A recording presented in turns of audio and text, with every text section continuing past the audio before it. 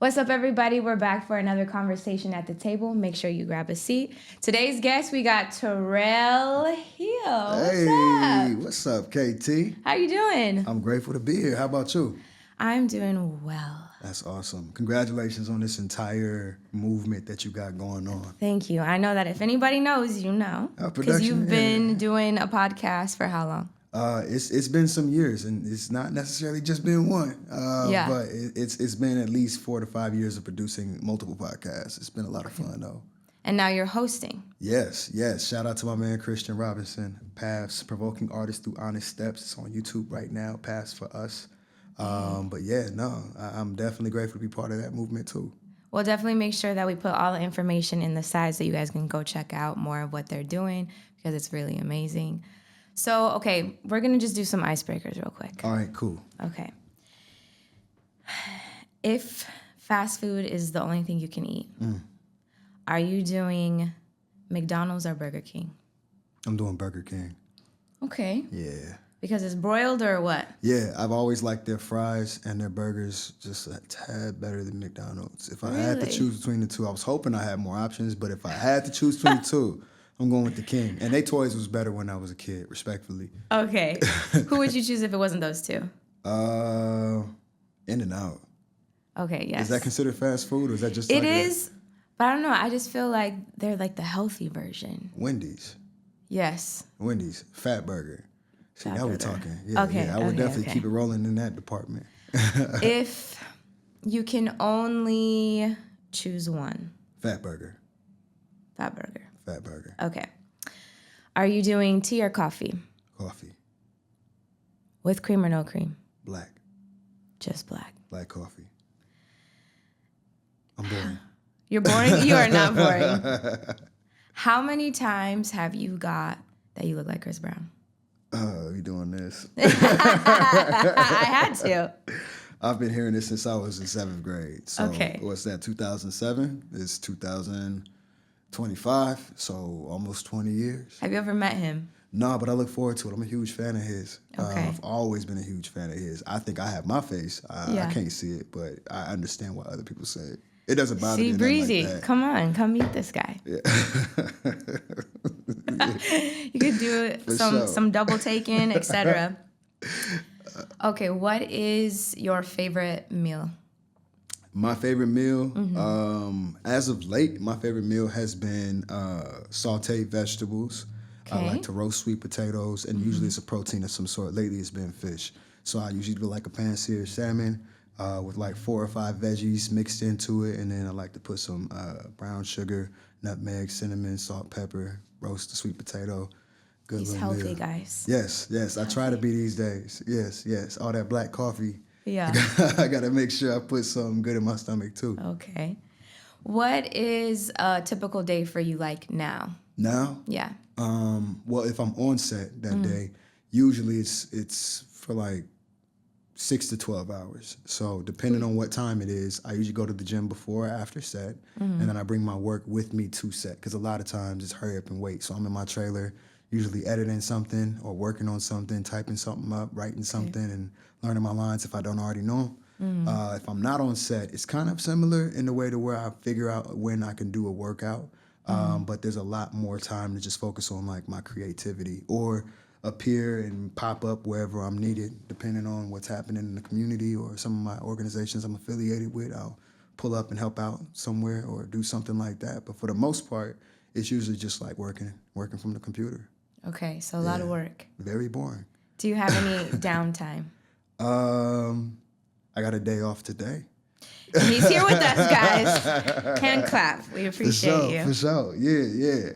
I think days off, as great as they are, when you got things that you try and get out, you want to maximize the amount of time you have to do it. Yeah, so these days, especially, the older I get, the more I value using my Sundays to literally Sabbath. I'm not at the point to where I cut my phone off completely, but I try my best not to plan nothing on a Sunday. But days like this, when I finish this up, I'm not about to go load up my free day with a whole bunch of other stuff. I'm gonna go kick it, relax, get ready for set tomorrow. Nice. Yeah. So, who is Terrell? Who is Terrell? That is my Xbox gamer tag. Who is Boom. Terrell? WHOISTER. You're trying to keep up with them. Man, you know, I don't know, man. I be chilling. I'm a creative at heart.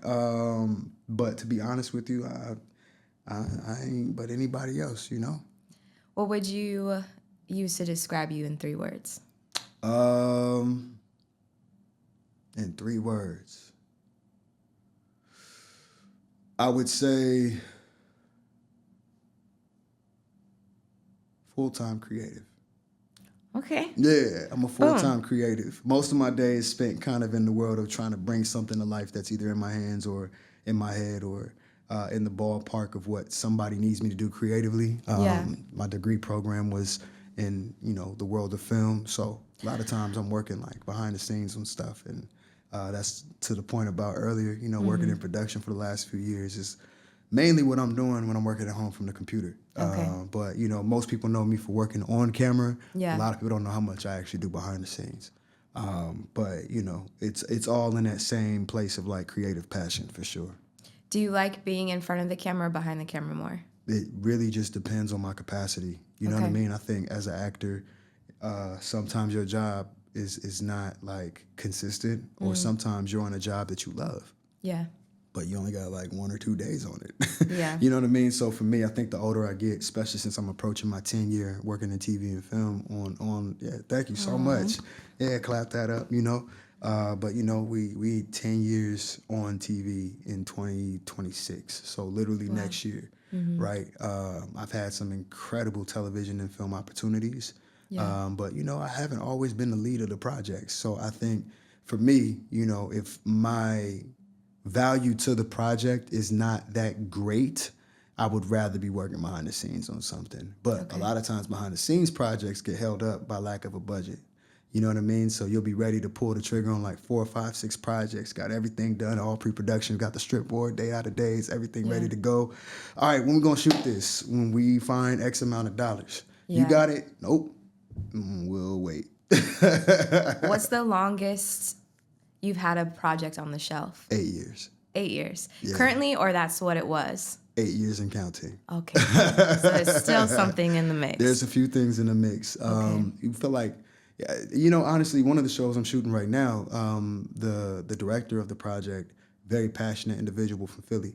But he, every single Shout out day to Philly, they won the Super Bowl. Shout out to Philly. Shout out to the Eagles. Actually, our last guy is from Philly. Swear. Okay. Gabriel Rosado, yeah. Yeah, for sure. I definitely saw that. Great job on that too. Thank you. But yeah, he's been developing the project for literally 7 years. And now 7 years later, we're on day 5 or 6 on this project and he's just like through the roof, but always says this is like 7 years in the making. Yeah.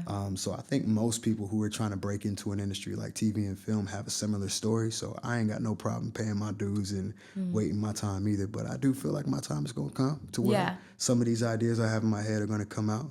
I've been having ideas for a long time. My man behind the camera, he knows. He's in a couple pitch decks from way back in Atlanta. I swear to God. Hey, man, Shout out to our producer, Jonah. Yeah, easy. And Aaron. But yeah, no, like, I think to your point, this behind the scenes world could take years. Yeah. And if you love it enough, you'll see it through. So I'm not really in a rush for anything to work that's not supposed to work right now. But they are locked and loaded and ready. So when they get ready, we will go to the next. You heard that? Yeah, tap in. So have you always wanted to be in the film industry or did you want to be something else when you were young? When I was young, I didn't really have a concept of what I was going to do outside of working in the professional world. Okay. I've always been interested in the world of business. So even back in high school, I was a part of Business Academy. All I focused on was like 4P business plans. We did trade shows throughout California. So even upon graduating, if it wasn't for the Black College Expo, I wouldn't have got accepted to Clark Atlanta University because I hadn't even gone through the application process. I got accepted on the spot. Yeah. But prior to that, my mind was on like, I don't know, going to Oakland or going to one of these major markets and working in some form of like corporate. Yeah. And I think respectfully, I'm kind of still of a corporate mind for the most part. Yeah. But creativity kicked in my whole late teens, 20s, and all of that. So I've pivoted greatly. Yeah. I didn't know it was going to be TV and film, but I'm grateful, and I wouldn't change anything about it. But I also know that that's not all I'm supposed to do. Yeah. So, looking forward to seeing how God is going to reveal the next path and if those are going to happen in conjunction with each other or not. I definitely want to get to the moment where that pivoted for you. Yeah. But first, let's spend some time on the fact that you went to HBCU, to Clark, Atlanta. Yeah, I actually wanted to go there. Yeah? Yeah, when I was in school, one of my mentors, Mr. Ross, God bless his soul, he was an Omega. Okay. And he took us on my junior year, we went to the East Coast on an HBCU tour. Yeah. And then my senior year, we went down south. At first, when I wanted to go to Morgan. Okay. But I had a friend that was a year older than me, and she went. She's like, "Don't come here." Oh, man. And then I wanted to go Shout to out Clark. to Morgan, though. Yeah, I don't know how they are now. That's just what had happened when I decided not to apply for that school. And then my aunt actually worked at Spelman, but I wanted to go to Clark. And to be honest, I don't remember what happened. I think I just was procrastinating. I didn't get my application in or whatever. Yeah. So I ended up going to community college first, and then I went to ASU. Shout out to the Sun Devils. Okay. Yeah. But yeah, what was that experience like for you? I would say it was like a dream come true, because I think the only dream I had when I was a kid that came true was going to school in Atlanta for college. I remember in 6th grade and in 7th grade, I had 2 projects back to back where I was highlighting historical figures. And one of them was like this Pringle project. I did Harriet Tubman and I did Martin Luther King. Yeah. Right. My mama probably still remember the glue gun. But, it was around that time where I was kind of researching and getting even further into the Black experience from a historical element. And I recognized that so many Black figures came out of Atlanta. So it caused this desire to go to school out there.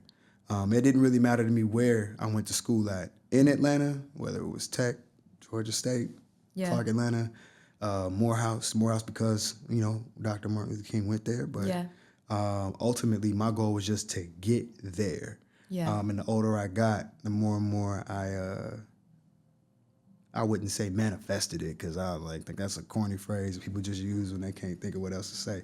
But for me, I had always, since I was in 6th and 7th grade, been saying I'm going to go to school in Atlanta for college. And then fast forward 6th grade to 12th grade, I'm accepted at the Black College Expo to Clark Atlanta University. So it was the perfect situation. And the experience was, like I said, life-changing, because I come from Moreno Valley, California. Back in the time that I was growing up in Moreno Valley, there wasn't much of anything out there. Okay. So even landing in Atlanta was a culture shock. I'm used to being surrounded by like mountains, donkeys is walking across the streets and everything. Really? There's donkeys out there? After this, I'll show you videos that I have on my phone with me, like walking with donkeys on hikes and stuff. Dead serious. But Atlanta just had this different flavor and different feel about it. The streets was different. The lights was on ropes. I remember the first thing I said when I landed, I was like, where am I? Like, what's happening? And obviously you get to the campus and it's just so much history. So I would say it was a culture shock, because I come from a city that's predominantly Black and brown, but I had never been in an ecosystem with so many people from so many places. For the most part, you either was from the IE or you were from the LA and moved to the IE. Yeah. My family is some of those that moved to the IE around the time of the riots. Okay. So for me, I grew up in the IE and back and forth to LA, but even LA didn't ring Hollywood for me, because that's not where in LA I was going when I was visiting. Yeah. You know what I mean? So Atlanta just opened up this world of possibilities. And at that point, I was already kind of writing. I was writing a lot. In fact, my senior year, I won an award for writing a play through the AXO program for NAACP, which is like a high school competition. Yeah. I didn't win nationals or nothing like that, but I did get acknowledged by the county for writing the play. And I was really heavy in spoken word. I had just started rapping. So there were a lot of creative possibilities, but none of those were on TV or acting. It was all penmanship in some form or fashion. Yeah. So Atlanta just gave me everything that I'd say Moreno Valley to this day still couldn't, because they don't have those kind of resources out there yet. Yeah. They will, but they don't have them yet. So it was the best choice I could have made. Best choice. And I know that you pledged as well, right? Recently, yes. Oh, recently? Recently, yeah. Okay. Yeah, I just so you did a graduate chapter? Or? Yeah, alumni chapter. Okay. Yeah, shout out to the Valley Noops, San Fernando, Santa Clarita, Kappa Alpha Psi. Nice. Yeah, I always wanted to be a noob. Yeah. Now I can talk about it. Always wanted to be noob. But it was not really an option at Clark Atlanta at the time that I was on campus. So, oh, really? Yeah, nah, they were not on campus when I got there. So okay. I didn't want to make a choice that was not what was in my heart, I'll say. So right time came around. I'm very grateful to have set the time aside to really focus on becoming a noob. And I'm very proud to say that. So, yeah. Congratulations. Thank you so much. And I brought that up because, like I said, my mentor is... He a Q. Well, he passed away a few years ago. But rest in power. Yeah, for sure. It was so amazing to see the reality of connection and community through those organizations. For sure. Because when we went down south, he was able to help get people... There was... For sure, one, I can't remember if there was two guys that got admitted to Morehouse, like just connecting to the people, the reality of like, hey, I know this person, etc. Let me talk to this person, just the power of networking, and the brotherhood behind that. So I wanted to bring that up to see how that has played in your life. I mean, I'd say love and respect to everybody in the D9. I love all the organizations. I have friends from literally every organization, every frat, every sorority.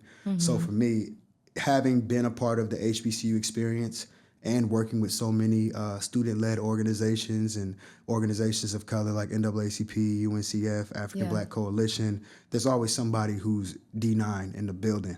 Yeah. So though I wasn't until recent a part of that world, I've been surrounded by them for years, doing the same things that they do daily. Yeah. You know what I mean?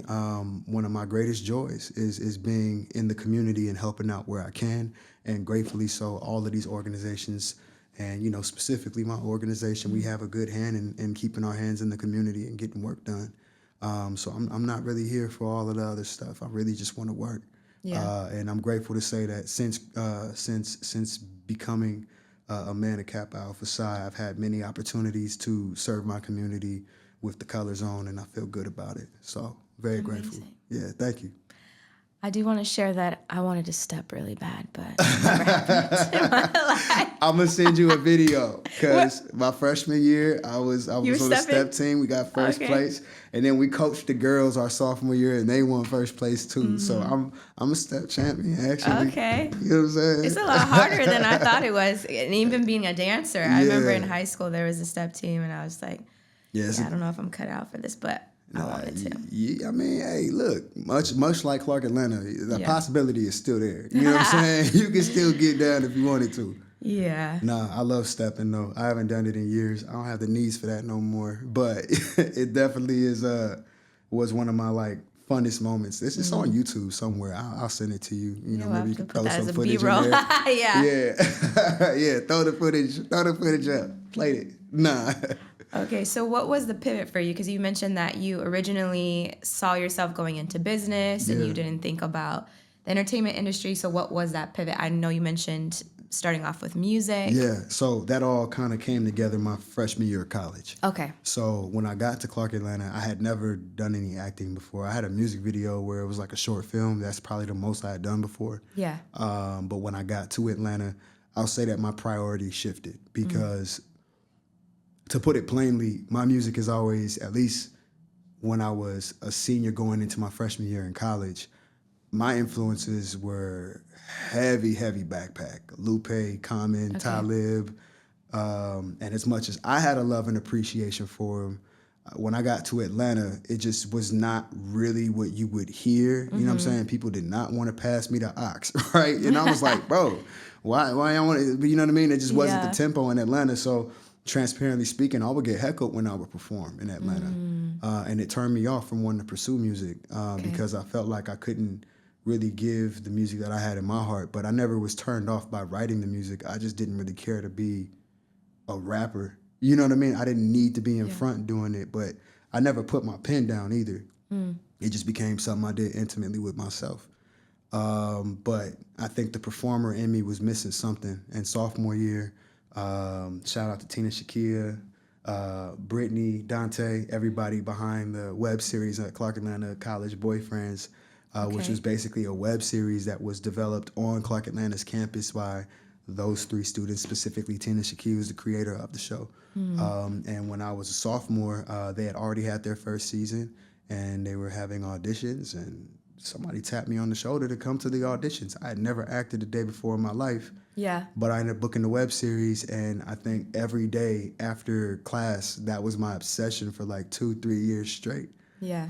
So by the time I was a senior, I mean, I had never booked any TV, right? But I had a lot of hours in front of the camera with my friends, and that's kind of how I developed whatever was enough for me to go to the next level. And a month before I graduated from college, I booked a show called The Quad on BET. I was literally on campus during my finals when it was filming. Yeah. So I booked it, and that was my first time on TV, and I hadn't even graduated yet. Nice. So when I graduated, everything kind of just like carried over. It became a situation where I'm like, all right, well, I guess we're doing TV now. I guess that's what's happening next. Yeah. And I mean, obviously, when it came to the music, I never stopped writing music. I just wanted to shift into a different capacity. I felt like maybe I can just write music for other artists, or maybe I can just write music that can be used in TV and film. I'd say from the terminology of manifestation, like that's exactly what happened later down the line. I was able to write for TV and film for music. And perform. And perform, by the grace of God. That was, I think that was one of my happiest experiences in this film industry. I was writing in character, so it really wasn't my music, but it was created by me, and I really appreciated that because it also let me know God's hand on my anointing as a writer. You know what I mean? I was able to write as somebody else, as a few different people. Yeah. You know what I mean? And that was super cool because it was basically like acting, but, you know, with your pen. You know and what this I mean? is for Step Up? This was Step Up, yeah. So what was that like for you? Did they initially have somebody else that was going to write the music, and then they're like, oh, wait. Yeah. They heard you, and then they let you have that? So I was on Step Up in its conception, but I was like not a main character. I came in during the pilot episode. It was a co-star role that they continued to bring back, so I'm very grateful for that. But it wasn't until like middle of season 2 that the writers found out I rapped. Okay. I was still rapping, but I had a video where I was rapping for like, I don't know, like 10 minutes straight to like multiple beats on YouTube. And I believe it was my brother Terrence, shout out to Terrence Green, who played Rigo on the show, who had sent the music to the writers like, hey, I don't know if y'all know this, he can't dance, but he can rap. Yeah. And the writers were able to do some gymnastics with the storyline, and I was given the opportunity during season 2 to write the interlude for the project. Yeah. But when the show left YouTube Premium and got picked up by Starz, I was upgraded to a series regular. Nice. And I was given a lot of responsibility in those developmental meetings. I'd never been in a development meeting, but they were letting me know, hey, look, we are considering allowing you to write the music. I hadn't been writing music before that. I'd only done the interlude for season 2. Yeah. But I remember randomly, because we in the pandemic at this point, I'm in my mom's garage, but I would get calls every 2 to 3 weeks. Shout out to Holly Sorensen and the writers at Step Up. They would call me and they would be like, hey, we want to hear you rap something for us. And I'm like, all right, well, luckily. Rap something for us, Terrell. Hang on. Yay, slick. Nah, for sure, at some point.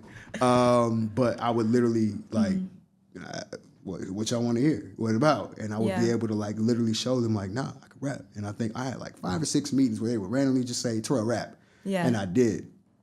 Ultimately, by the time season 3 got started, I was given the task to write music for the show. So the process was, I got the storyline, obviously, from the writers. Yeah. I would get instructions. Shout out to Matthew Head and my man Jumper in Atlanta. They were working on the music for the show. I would get the beat from them. Yeah. I would go to the studio with them, and I would sit there and write the music on the spot. And I would turn the music around because they would need it for like the next day or 2. Oh, wow. So that was like a crash course in, hey, write this right now, and we need it tomorrow. Yeah. And when it was all said and done, I had written 3 songs for my brother on the show who steals my rhyme book. I had written 3 songs for my character on the show, and they trusted me to write the entire battle rap in the finale, like 2 36-bar rounds. It was cut down tremendously in the final cut, but like 6-7 records on the soundtrack that were written by myself. So like that was a moment I'll never forget. That is literally the epitome of if you stay ready, you don't have to get ready. Shout out to Sugar Free. But nah, for real. And, you know, I think full circle, I have a lot of music out now because I can still play in that arena without having to compromise my film career. Yeah. You know what I mean? I'm not touring the world, you know what I mean? But in what I'm doing with my media companies and things that I have going on the side, it's easy to just release whenever I feel led to release something. So I have projects out now that I'm very proud of. I'm very satisfied with my monthly listeners and the amount of people who let me know that the music is good and that they love it. But you know, it's still that creative in me that just wants to release it. Wherever it goes, it goes. But I would love to write for other artists. I would love to write for labels. I would love to write for TV and film. And I do not need to be the person saying the lyrics. Yeah. However God say, I'm with it.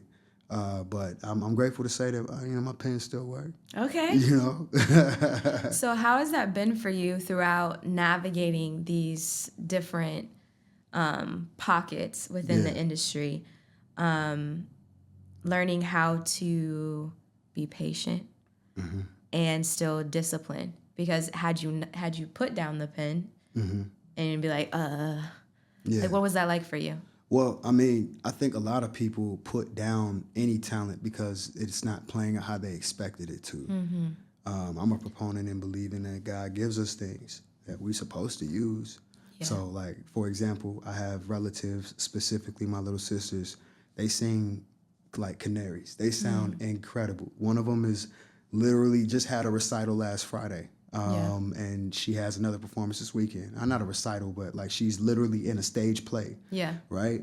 The other one, she's not pursuing it, but she's recorded backgrounds on my projects plenty of times and demoed for other people too. Yeah. I think if they didn't want to pursue anything outwardly and publicly, my nieces and nephews, when I get to have them, you know, through them, are going to have some of the best lullabies in their entire life because maybe that gift is meant for their ears and it's going to curate something in their lives that are going to grow into something for the world, you know. But my sisters have the opportunity to pull the trigger on that whenever they want to, if they want to. And I think that's what I mean when I'm like saying like expectations is why people quit things. If I would have allowed the fact that I wasn't getting mad love when I was performing my freshman year stop me from writing all the way together, then God couldn't use me in the way that he has musically because I would have been too rusty to write something on the spot. I never stopped writing music. I just didn't care to, you know, be signed to somebody when I was pursuing my education. Yeah. But letting go of expectations was the thing that I think allowed God to still use me later because I never let go of what he gave me. You know what I mean? I didn't like feel so scorned and let down because, oh, I don't have a Grammy at 18, like to keep me from, you know, using what I feel like God needed me to use it for. Yeah. So even if I never put out another song or if Step Up's the first and last project I get to write on, I would say that for that moment in time, I was used in the way that I was supposed to, and that's more than enough. Yeah.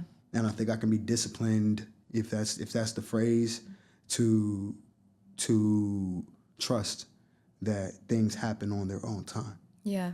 For me, I definitely have dreams in every category of my focuses. There are more things to be accomplished in music that I definitely feel for myself, but I'm not going to convince anybody that's already convinced about my abilities.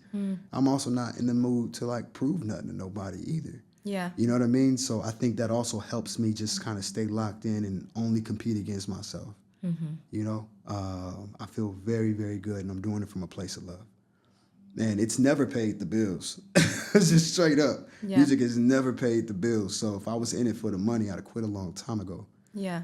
It's really just because I genuinely love it, and I feel like there's something I'm supposed to be saying in that world. Yeah. So, you know, whatever that turns into, whoever that's for that's who that's for. But my job as the creative is just to drop the seed. What that grows into, what people do with it, step on it, pluck it, take the seed, regrow it, whatever they do. Like, that's not my responsibility no more. Yeah. So, keeping things in perspective, and not allowing what doesn't happen for me to justify how I make decisions in my everyday life has kind of been the best way to keep my head in the world, or an industry specifically that really don't care nothing about you. Yeah. You know what I'm saying? So I'm just grateful. That's so good, because I feel like that's a reoccurring theme that I'm hearing from people. Even our last guest, Gabriel, he pursued boxing and then was able to get on Creed. From continuing to be diligent in his craft. Yeah. Opening doors. And so something that you said that stood out to me is just like releasing the expectations. It's not like not having a plan. Yeah. But not holding so tightly on to how we think things should be, and allowing God to move freely. And then 10 times out of 10, it's always more than exactly we anticipated or could think about.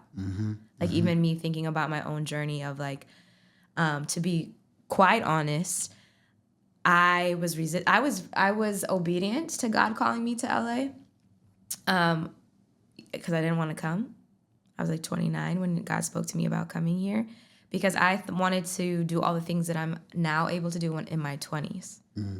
But now that it's in my 30s, it just didn't make sense, And I got to the point of obeying God and leaving Arizona, coming to LA. But in all honesty, I realized I was being resistant still. Even though I'm here in the place, it's just it just isn't what I anticipated, right? Right. I'm the oldest one in the room in the dance training that I'm in, et cetera, or whatever. And God really convicted me of that, probably 6 or so months ago, of just it doesn't matter what you thought it was supposed to be. The power is in what it is right now, And the fact that I'm getting to sit here and talk to you in front of these cameras, et cetera, had I continued to be so gung-ho on what I think it should be, I would have went home, and not be able to step into new places that God has. And you mentioned earlier to me when we were talking before we came in here, just the shift that your mind has started to go in the aspect of now being 31. Shout out to the 31 as of Sunday. Yeah. Happy belated birthday. Happy birthday to you. My birthday was Super Bowl Sunday. Shout out to Kendrick. Yeah. Great. We can even get on that in a second. But yeah, what is that like for you? How you're talking about, spending your 20s in the industry and doing things you didn't anticipate, and then now being where you are? I think we go through things for other people. Yeah. I've always felt that way. There have been some places that I've been that were a result of rebellion. You know what I mean? And we're talking about in our relationship with God right now. Yeah. Right? Sometimes we experience things in life that take us down a really dark path. I wouldn't make too dramatic and say that it was so dark I couldn't see, but I definitely wasn't as close to God as I'd been, if nothing else, to say the least. Because there was a period in my life where things was not all that great. And I allowed myself to explore the truth of those moments, and allow them to take me wherever I ended up. Yeah. I think it gives me a different level of qualification when it comes to talking to people about some of the things that they may deal with. Yeah. To the point of going through things for other people. There are places I've been that I can speak to now when there's another young man that's lost, trying to figure out their way, because I've been there before. Specifically when it comes to the industry, there's so many reasons to just kind of fall down on yourself, lose your confidence, end up depressed. Especially when you are considering your own career, and then things happening outside of career, people passing away, or the things that happen day to day that may affect who you are typically.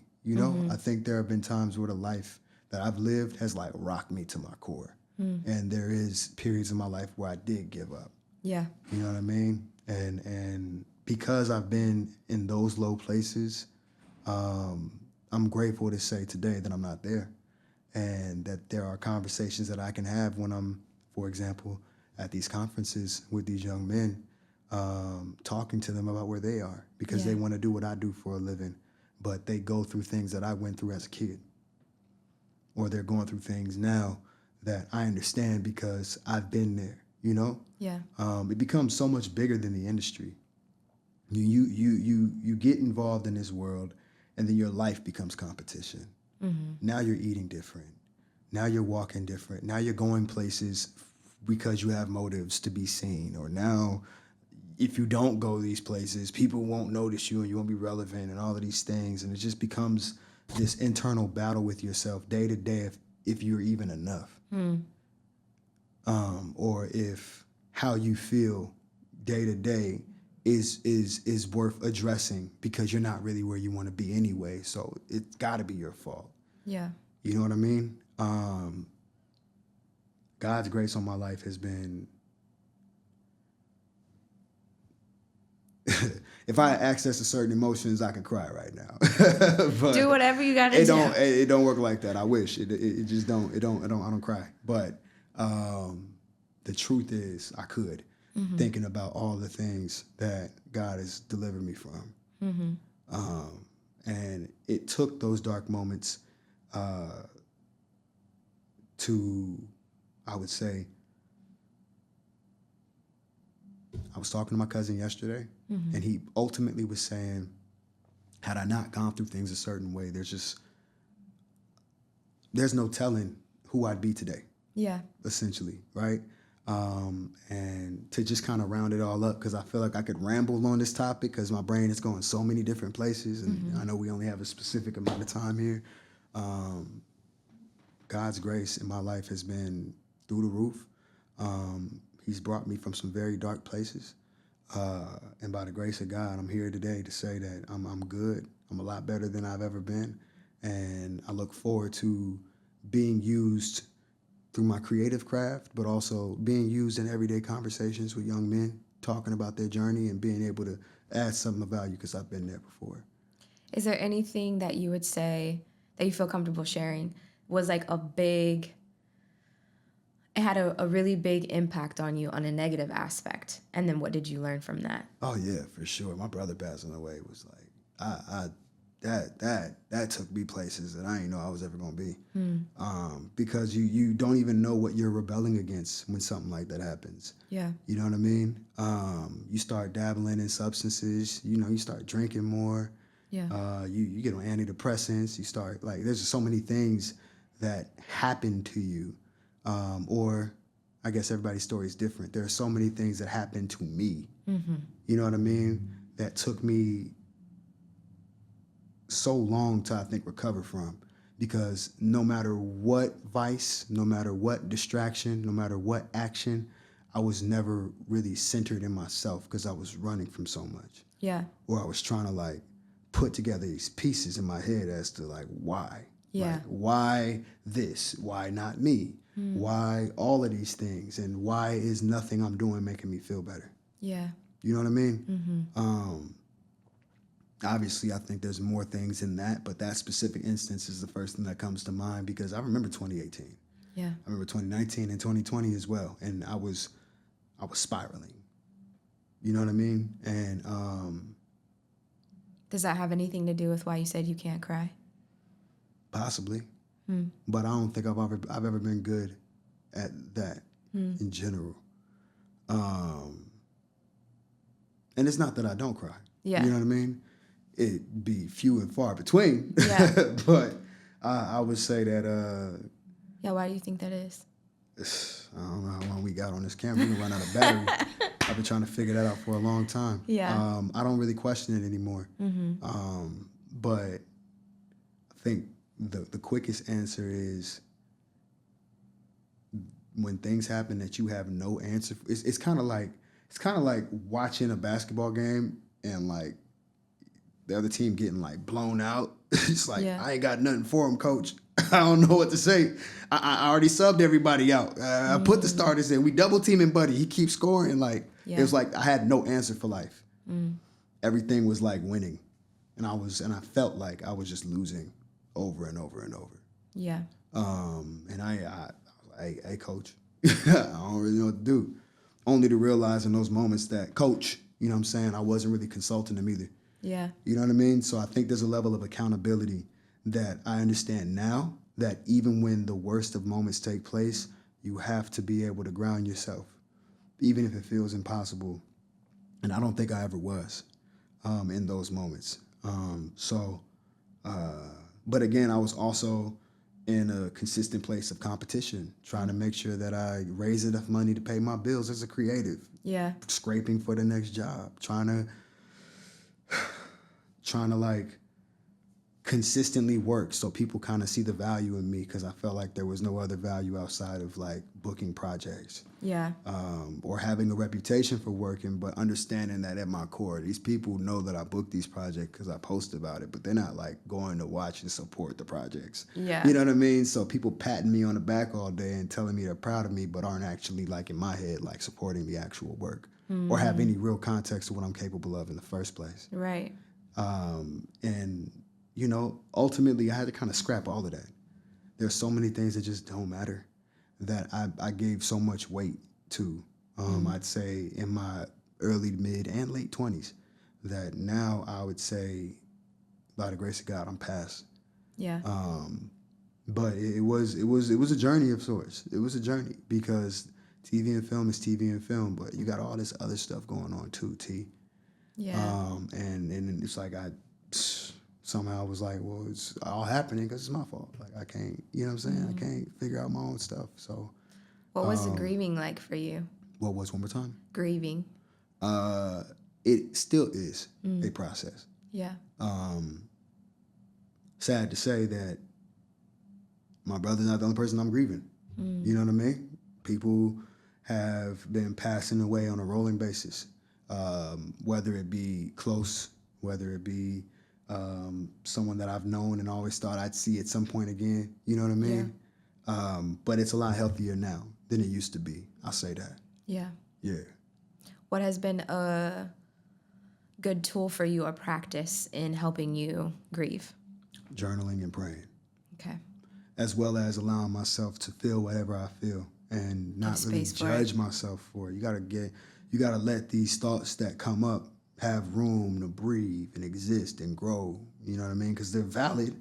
Right. You just may realize after they've grown, like, oh, okay, this was the fullness of that thought and that feeling. So now that it's done what it's done, I can either, you know, put it away, compartmentalize it, which may not be the healthiest thing, but like there's enough going on in this thought that I'm just not ashamed of the fact that I feel bad. Now I can like really assess how I feel and understand where it's coming from.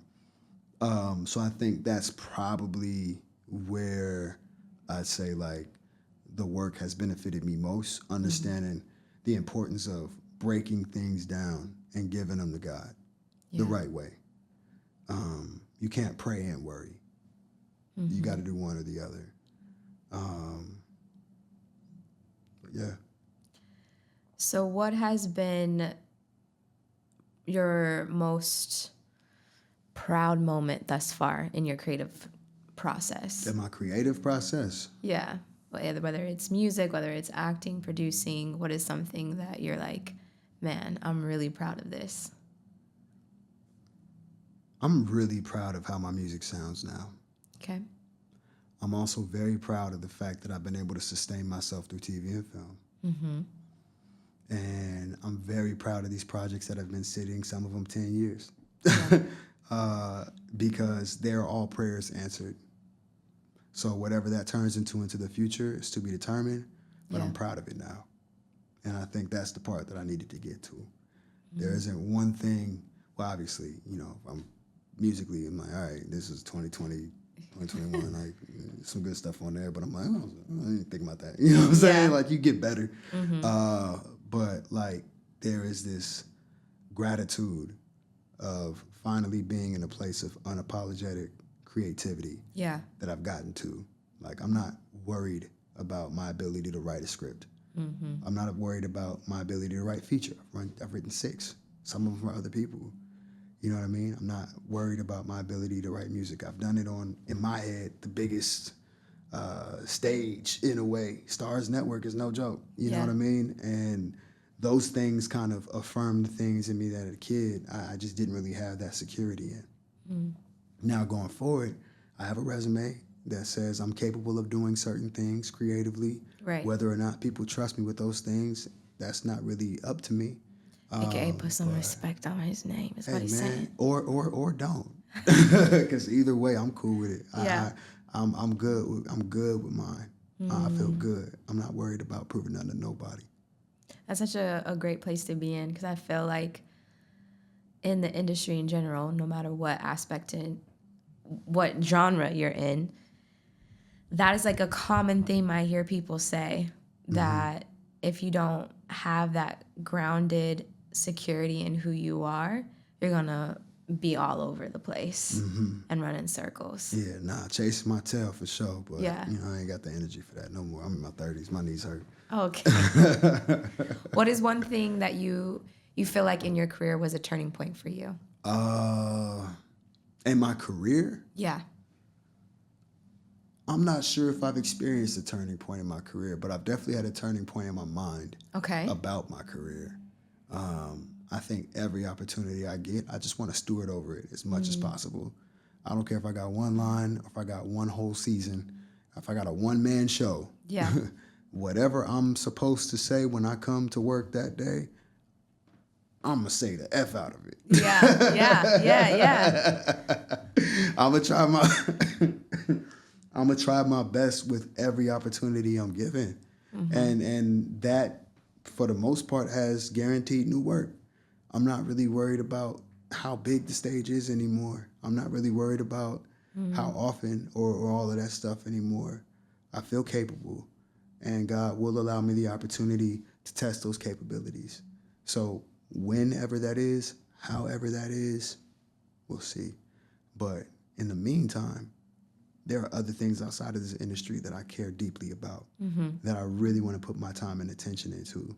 And when the industry taps me on the shoulder and says they need me, I pull up. Yeah. And in the meantime, like, there are so many other things that have nothing to do with entertainment that have my heart too. What are one of those things? Building a family. You know what I mean? Like, I'm ready to meet my kids. You know what I'm saying? I'm ready to, like, buy property. I'm ready to be able to invest in, like, my friends and my cousins. I'm ready to grow new brands. Yeah.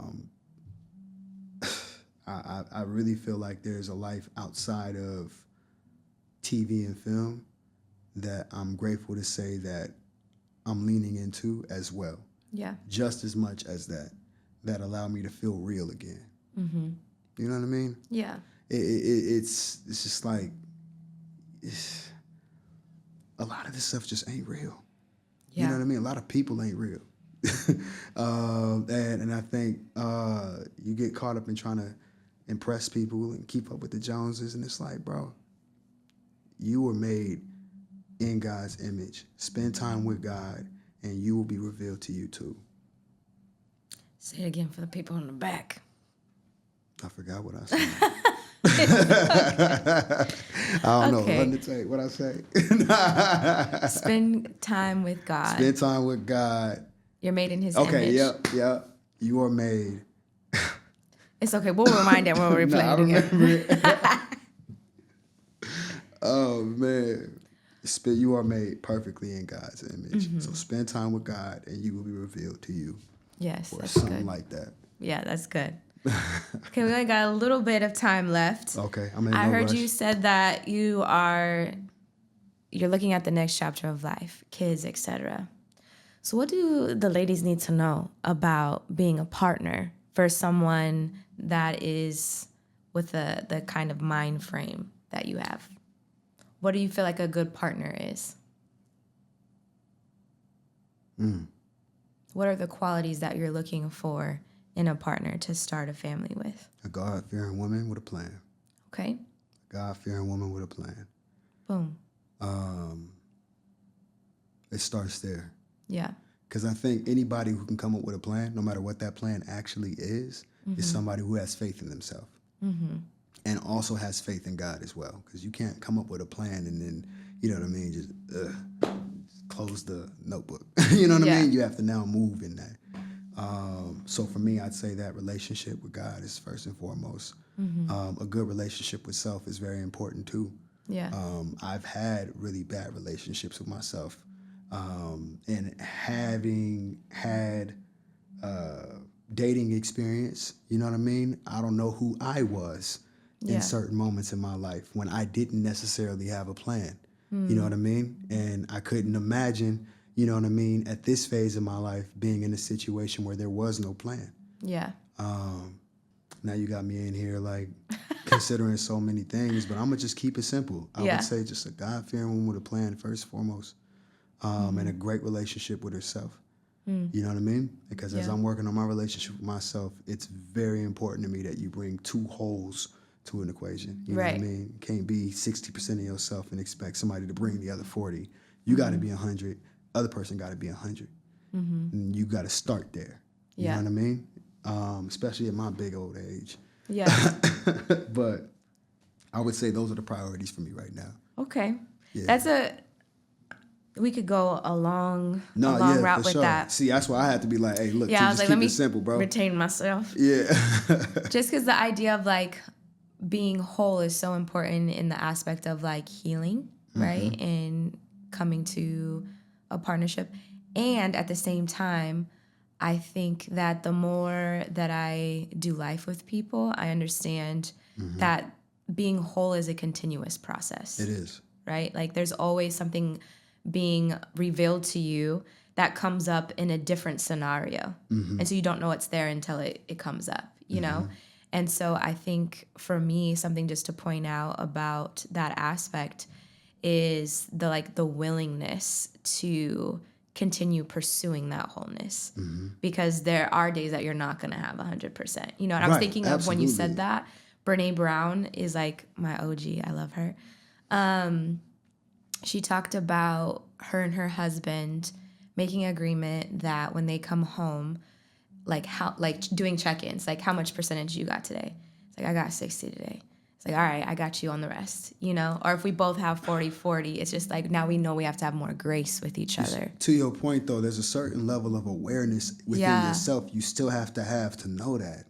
You got to be 100% of yourself to know what it feels like to not be 100%. Yeah. You know what I mean? How you even know if you're 100% if you don't know what 100% feel like? So if I come home and I done burnt out 70% of my energy, I'm not going to take out that last 30% negatively, right? And if I have the opportunity to communicate with my woman, hey, I don't have it today. That's because I've had it before. And I'm aware of what it looks like to not have it and be able to like still be nurturing in that way. Yeah. You know what I mean? Definitely agree with your point too. Like no disagreement here. Yeah. But I still think there's a certain level of self-awareness that we lose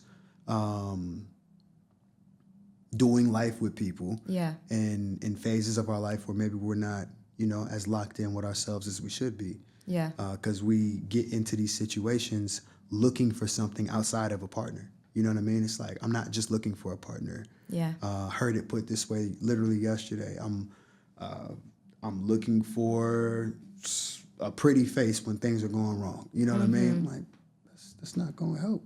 You know what I mean? You know what I'm saying? Like, you Google that. Like, that's not going to fix nothing. You know what I mean? I want to eat today, so I'm gonna let such and such take me out. Like, bro, I can't stand social media. You know what I mean? Like, survival. What are you actually looking for, though? Yeah. You know what I mean? And I think when there's an opportunity to have a plan that says, God, I'm trusting you with my future. Yeah. This is what I believe it's supposed to look like. I want you to reveal to me whether that's the path for me or not. And whether anybody's around or not, I'm going to do the work to get that future for myself. I think that's when God says, okay, you're ready for somebody else.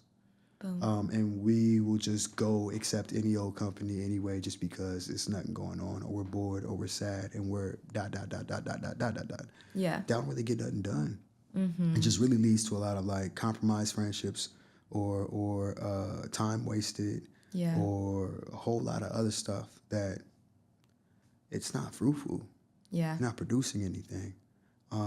You know, I've lived enough life to know, you know what I mean, that I'm not perfect, you know what I mean?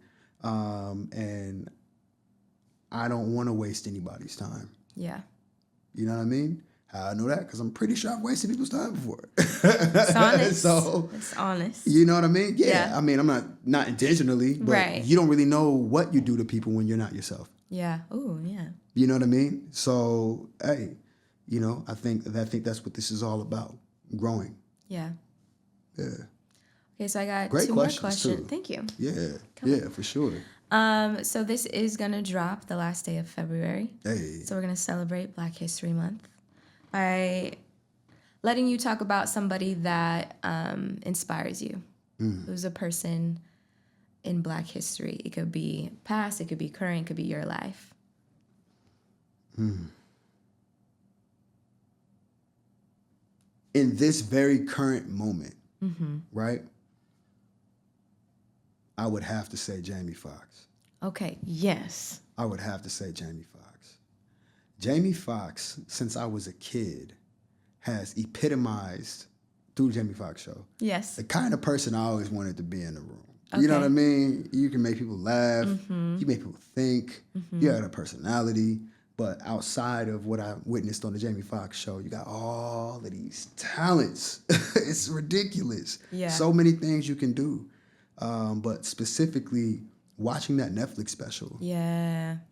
I think that's what made me kind of sick because I watched it recently. Yeah. I didn't watch it when it first came out, but I literally just watched it not too long ago. Yeah. And I feel him.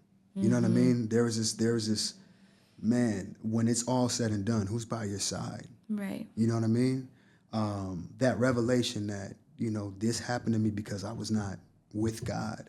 You know what I mean? And then playing on the stage with his kids. You know, there were so many moments where I was like, you've lived a full life. And there was a point that you almost lost it. Yeah. You know what I mean? And to come back and give your gift once again on the biggest stage. Yeah.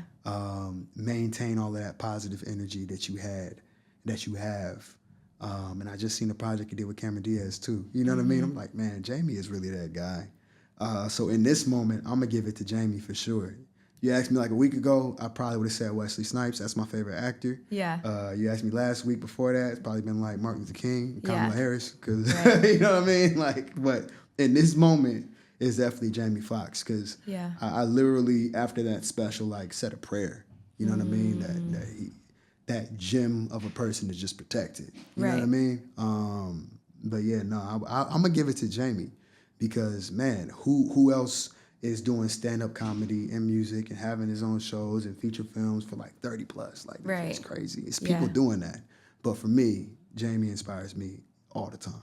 Shout out to you, Jamie Foxx. Yeah. I actually saw him before the special dropped, doing a gig at this hotel, and literally he just walked by me and I was like, Yeah, that's crazy. and it was right before the thing. I was like, dang, that's not even a coincidence, just the power of the message of what he said. Yeah. Okay, so what's the last thing you would like to say to the people in a word of advice in pursuing their dreams? Pursue your dreams. Don't pursue anybody else's dreams. And unfortunately for a lot of kids through social media, it's really hard to know what your dreams are because right now your brain is being trained through the algorithm. And I feel really bad for this generation of kids. And I don't mean to sound like an old man. Yeah, I'm no, I old feel now, you. But like I can kind of see a future to where it makes me sad to think about like how much kids are missing out on. I was playing some app on my phone. Even these ads in between games, it was like this little game ad that came up, and they were dressing some person, the description for the character. I was just like, man, this is like a 4 or 5 year old supposed to be looking at this app right now, taking in all of this information. It's like, I'm not even going into detail about what it said. In fact, y'all can cut that out if you want to. I'm just more so saying like, I just don't like what modern media is doing to the psyche of kids, especially since I spend time like around the youth quite a bit. Yeah. I kind of see where their brains are going, and it's too early for them to be thinking about certain things. Yeah. And I don't know, man. Like not letting kids just be kids. Not letting kids just be kids. Go play outside. Everybody growing up way, way too fast. Yeah. So I would just say pursue your dreams and spend enough time with yourself to figure out what those dreams are, for sure. Yeah. I say that. See, I'm looking on my old man rant, like, man, these social media, like.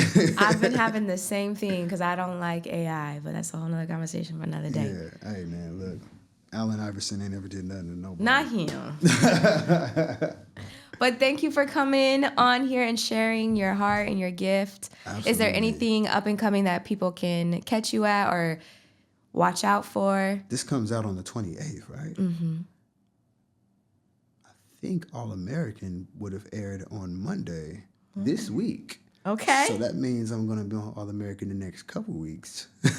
Nice. Everybody go check that out. Where is it at? I was, by the grace of God, I was able to book All American this season as a really, really, really interesting character. Okay. I don't know how people are going to take the character, but I feel really good about the opportunity. Mm-hmm. So I think if this is out when I think it's out, All American is out every single week. I think it's Mondays. Okay. Pray it's Mondays. If not, cut this out too.